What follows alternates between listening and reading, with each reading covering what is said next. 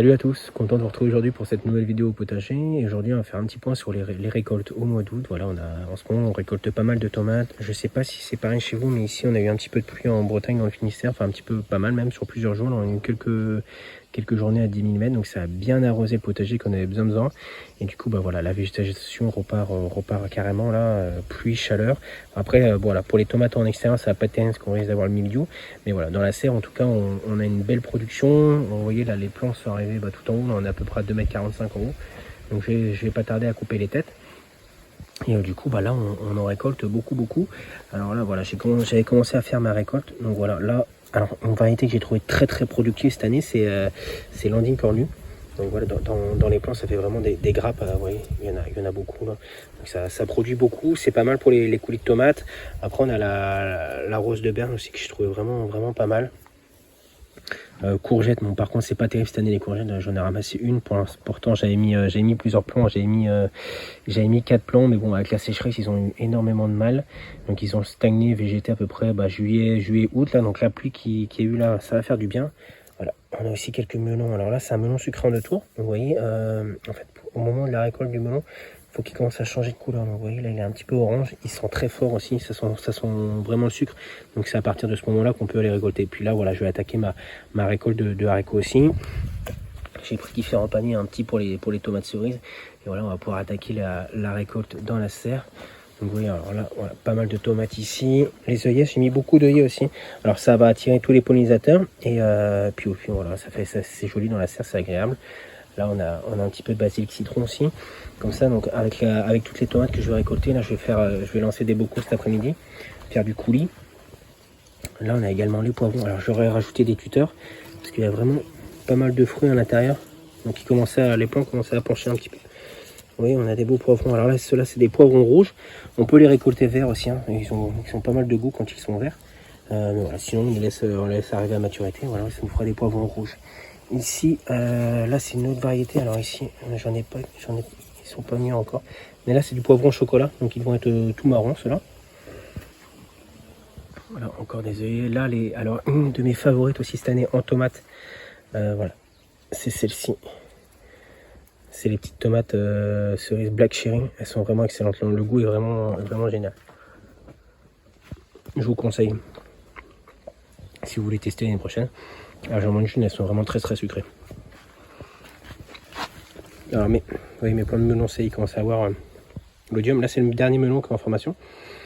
Donc vous voyez, là il est encore vert. Je vais vous montrer un qui est quasiment arrivé à maturité. Voilà, ici. Vous voyez, à partir du moment où le melon change de couleur, où il va sentir le sucre, à ce moment-là on peut le récolter. Donc celui-là est quasi bon pour la récolte. La tomate originale aussi, c'est de la tomate voyage. Vous voyez, elle a une forme adaptée pour une bonne tenue en main. Et la tomate du voyageur. Voilà, j'ai plusieurs plants. Ça fait des tomates assez biscornues, mais très sympa aussi. Voilà, pas mal de cerises. Là, j'ai les petits plants de piment goria, donc qui repartent en fleurs. Donc voilà, on a déjà fait une belle récolte cette année. Puis voilà, là, il y a des amarants qui ont poussé naturellement, donc je les ai laissés pousser. On a de la tomate jaune ici, c'est de la Golden Jubilee, qui fait des grosses tomates, mais très goûteuses aussi. Là, ici, on a les poivrons californiens, donc c'est des petits poivrons orange. Alors, celui-là va être bon. Donc, voilà, encore un petit melon ici. Voilà, là, on a encore du poivron, vous voyez. Ils sont vraiment chargés, très chargés en fruits. Là, derrière, ici, c'est de la cœur de bœuf. Voilà, quelques plants de cœur de bœuf. Et puis voilà, beaucoup de tomates cerises ici, des petites tomates pois rouges. Voilà, pas mal qui vont bien grimper, qui sont quasiment tout en haut. D'ailleurs, cette partie, elle a mieux poussé ce côté de la serre. Et de ce côté-là, j'avais enrichi énormément avec des algues marines. Donc voilà, ça a bien fonctionné. Là, je fais un petit essai. Alors, j'ai replanté, il y a une petite dizaine de jours, des plants de concombres. Donc voilà, parce que ceux que j'ai en extérieur sont en train de dépérir. Alors ils arrivent sur la fin, donc je me suis dit qu'on ne sait jamais si on a une belle arrière-saison, ça pourrait peut-être me donner des concombres sur le mois de septembre. Voilà, je les ai plantés vers le 5-6 août à peu près. Donc on va voir si ça fonctionne. Voilà, c'est un petit pari, on ne sait jamais, ça peut nous donner un petit peu de concombres sur le mois de septembre, octobre, s'il fait pas trop mauvais. Donc voilà, je vais continuer la récolte et puis je vais vous montrer un peu ce qu'on arrive à récolter dans la récolte est terminée. Donc là, on a pas mal de tomates, donc je vais pouvoir lancer dès cet après-midi un coulis de tomates parce qu'on va pas manger tout ça dans les jours qui viennent. Puis on en récolte à peu près 2-3 kilos tous les 3 jours. Donc là, je vais lancer un gros coulis de tomates avec les grosses. Je vais faire des tomates farcies, un petit panier de tomates cerises. Donc ça se mange assez facilement, un peu tout le temps. Là, les haricots, quelques concombres, donc il y a eu du mal aussi. Les haricots, c'est pareil, hein, ils ont eu du mal aussi, mais là, ça y est, je vais vous montrer, ils repartent.